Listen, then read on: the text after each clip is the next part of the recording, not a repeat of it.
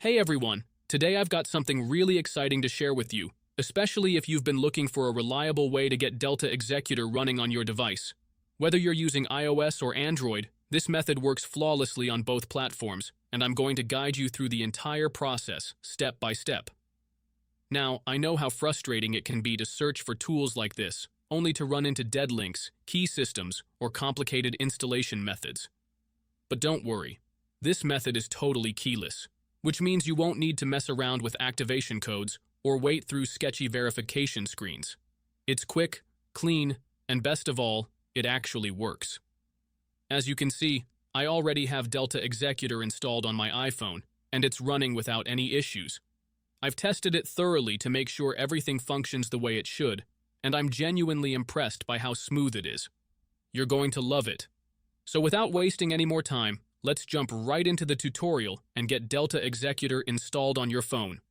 Before you can use this method, there are some settings you need to change. These settings apply only for iOS devices. If you are on an Android device, you can skip this part and move on to the next step. Head into your settings, tap on General, and make sure that Background App Refresh is turned on, either for Wi-Fi or for both Wi-Fi and mobile data. This ensures the app can run smoothly in the background. Next, swing by your battery settings and switch off low power mode. This feature can slow down your device, which we definitely don't want happening. With these two settings tweaked, you're all ready to move on to the next step.